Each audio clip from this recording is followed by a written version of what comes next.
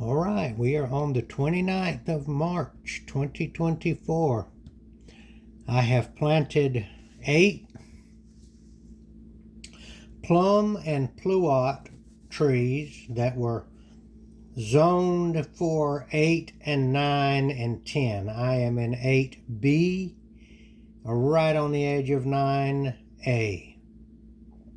And that would be depending on the how high above sea level. But all of these are supposed to work. Pluot, Methley, Beauty, different kinds. Some of them are pollinators and some of them are self-fertile. But I'm a little late in the year here, I could have done this a year ago, a month ago, excuse me. But it has rained so much that I think this is going to work out, because the ground just now got where I could work it a little bit with a shovel. Now what I did was I cut back 1/3 of the growth off of these 4 and 5 foot trees. And as I've been instructed by the various experts or would-be experts on YouTube. So I cut a lot of wood, scion wood, some of it bigger than this. These are the smaller pieces.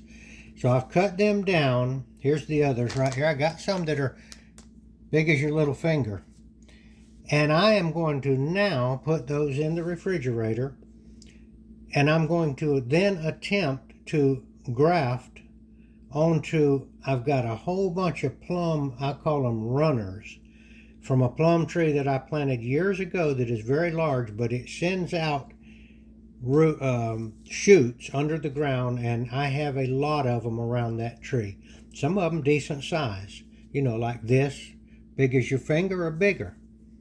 So I figured, hey, I've got all of these things out there. The big plum tree doesn't make but little bitty plums, and most of them fall off. So it's from a rootstock. I do not know what kind, but it is a plum.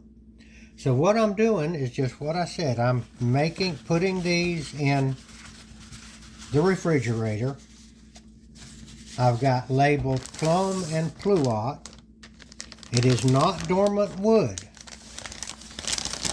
The Ison's nursery people told me that they keep them in a climate-controlled building.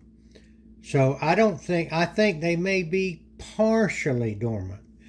But you can graft non-dormant wood if you do it correctly. And I'm just now learning how to do that. So I'm going to put a little bit of, okay, I'll show you. I'll show you how I do it just a minute, about how much water to put in this. I have experience with collecting scion wood. And this is, okay, they haven't got any water in the bag right now. You don't want to soak them. You see what I'm doing? I'm just doing this with my hand. And that got down in there. Damp here. I think that's all. That's all you need. It just keeps it moist in the bag. Gonna squeeze the air out. Got it labeled. Got it dated. And I'm going to put it in the, how about down there in the crisper? Let's see, now that's the coldest place in the refrigerator. Let's put it up here. I don't want them to get that cold. Okay? All right. And I'm going to try experimenting. So if this works, and if I can manage to graft 8 onto my plum rootstock, then I will be way ahead of the game.